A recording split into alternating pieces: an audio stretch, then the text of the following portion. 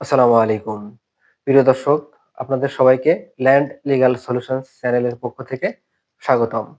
এই চ্যানেল কিন্তু আপনাদের চ্যানেল, কারণ এই চ্যানেলে আমি আপনাদের যেসব আইনগত প্রশ্ন আছে সেই সমস্ত প্রশ্নের উত্তর দিয়ে থাকি এবং সেই সমস্ত বিষয়গুলো নিয়ে ভিডিও তৈরি করে থাকি।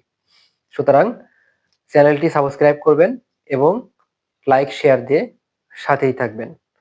প্রিয় দর্শক, আজকে আপনাদের সাথে যে বিষয়টি নিয়ে আলোচনা করব সেটা আপনারা থাম্বনেল দেখেই কিন্তু বুঝতে পেরেছেন যে আপনি যখন আদালতে জমি জমা নিয়ে কোনো দেওয়ানি মামলা করবেন, তখন আপনাকে যে বিষয়গুলো অবশ্যই উল্লেখ করতে হবে এবং সেই বিষয়গুলো যদি আপনি উল্লেখ না করেন তাহলে কিন্তু আপনি সেই সম্পত্তির মালিকানা থেকে কিন্তু অথবা সেই সম্পত্তির যে রায় আপনি আশা করেছেন সেই রায় কিন্তু নাও পেতে পারেন।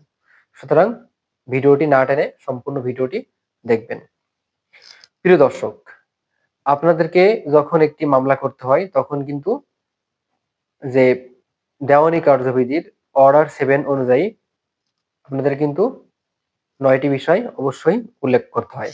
সেই বিষয়গুলোর মধ্যে খুব গুরুত্বপূর্ণ একটি বিষয় হলো আপনি আসলে কোন সম্পত্তিতে বা কোন সম্পত্তি নিয়ে আপনি মামলা করছেন বা কোন বিষয়ে মামলা করছেন সেটা কিন্তু আপনাকে অবশ্যই উল্লেখ করতে হয়।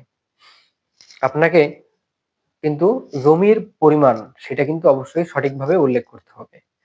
আপনাকে জমি যে নির্দিষ্ট দাগে অবস্থিত সেই দাগ উল্লেখ করতে হবে।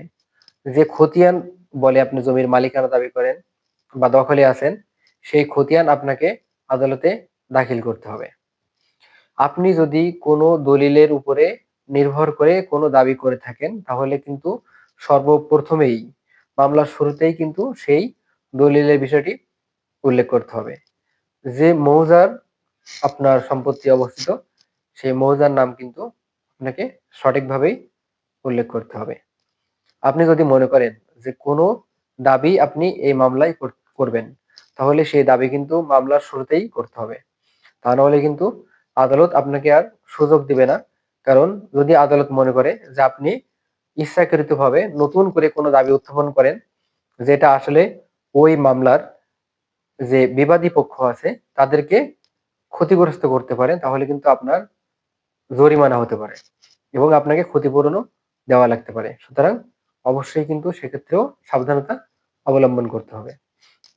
আরেকটি বিষয় বলতে চাই সেটা হলো কোনো সম্পত্তি নিয়ে যখন ইজমালি যে সম্পত্তি সেগুলা নিয়ে যখন বন্টন মামলা করতে হয় আপনাকে, সেখানে কিন্তু আপনি কোনো শরিকের সাথে আপনার শত্রুতা আছে বা ভালো সম্পর্ক নেই সেই মর্মে আপনি তার বিরুদ্ধে কোনো মামলা তাকে এই যে বন্টন নেওয়া দলিল বা বন্টন করার জন্য যে আপনি মামলাটা করেছেন সেই মামলায় অন্তর্ভুক্ত করেননি, তাহলে কিন্তু আপনার এই মামলার কোনো মূল্য নেই এবং এই মামলা কিন্তু আপনার প্রথমেই বাতিল হয়ে যাবে। সুতরাং আপনি এই মামলাতেও কিন্তু রায় পাবেন না।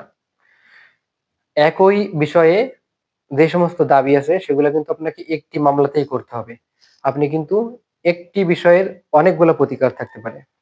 সেই প্রতিকারগুলার কিন্তু আপনি প্রথমে যে মামলাটি করবেন সেই মামলায় কিন্তু করে আসতে হবে। যদি সেই মামলায় সেই প্রতিকারগুলো দাবি না করেন তাহলে পরবর্তীতে কিন্তু নতুন নতুন মামলা করে আপনি নতুন নতুন প্রতিকার চাইতে পারবেন না এবং আদালত এটা কিন্তু আপনাকে কনস্ট্রাকটিভ রেস জুডিকাটা বলে আমরা যেটা বুঝি দেওয়ানি কার্যবিধির ধারা 11 সাবধারা 4 আছে, সেটার মাধ্যমে কিন্তু আপনি বারিত হয়ে যাবেন।